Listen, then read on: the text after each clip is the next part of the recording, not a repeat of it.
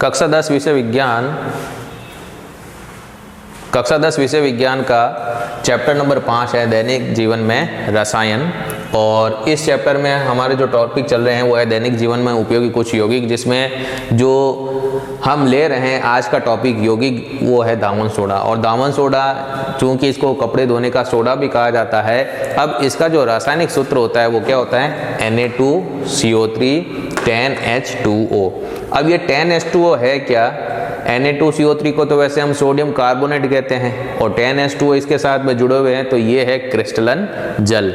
मैंने आपको पहले भी बताया था कि जब लवण के जो हम इकाई सूत्र लिखते हैं तब उनमें निश्चित संख्या में जो है जल के अणुओं की संख्या जुड़ी हुई होती है, उसी को हम क्या कहते हैं? क्रिस्टलन जल कहते हैं। तो यहाँ पर ये 10 जो जल के अणु आपको दिखाई दे रहे हैं ये सोडियम कार्बोनेट के साथ में संयोजित है, जुड़े हुए हैं, तो ये क्रिस्टलन जल के हैं। ठीक है, तो अब रासायनिक नाम तो इसका है सोडियम कार्बोनेट और इसके साथ में ही इसमें 10 जो है क्रिस्टलन जल के अणु जुड़े हुए होते हैं और इस प्रकार से ये बनता है क्या? दावन सोडा।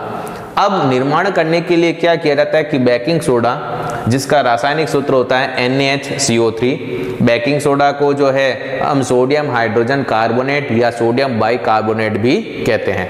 तो जब उस बेकिंग सोडा को गर्म किया जाता है तब गर्म करने पर Na2CO3 यानी सोडा एस जिसको हम कह सकते हैं, या फिर हम कह सकते हैं क्या? सोडियम कार्बोनेट, ये हमें प्राप्त हो जाता है। ठीक है, अब इसका बाद में पुनः क्रिस्टलीकरण किया जाता है, यानी कि इसके साथ में जो है जल के अणु की क्रिया करवाई जाती है, तो जल के अणु क्रिस्टलन जल के रूप में इसके साथ में जुड़ जाते हैं और निर्माण हो जाता है दावन सोडा यानी कि Na2CO3 10H2O का। अब आप इसमें ये रासायनिक क्रिया देख सकते हैं, यहाँ पर हमने क्या लिया? NaHCO3 और ये क्या है? Baking soda.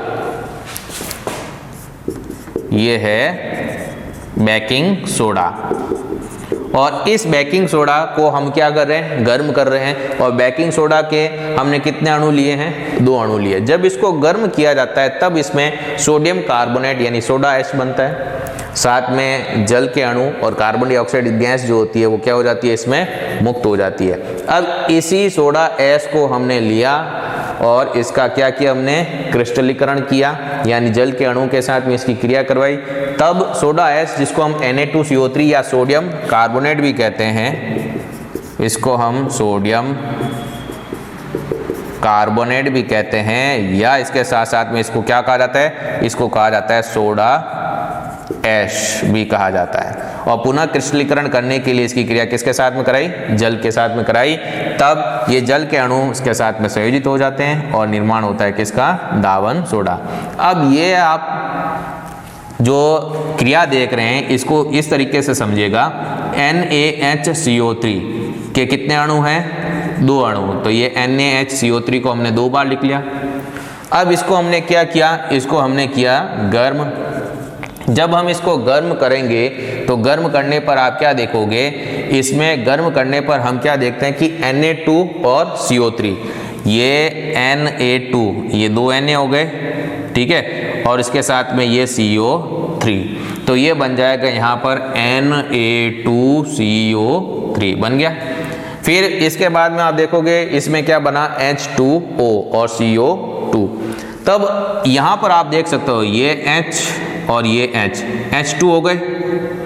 अब यहाँ पर ऑक्सीजन की संख्या 3 है, इसमें से एक ऑक्सीजन को निकाल करके इन H2 के साथ में अगर जोड़ दिया जाए तो क्या बन जाएगा? H2O। तो एक ऑक्सीजन जो है इसमें से आप इसके साथ में जोड़ दो, ठीक है, तो इस प्रकार ये बन जाएगा क्या? H2O और पीछे क्या रह गया? अब CO2।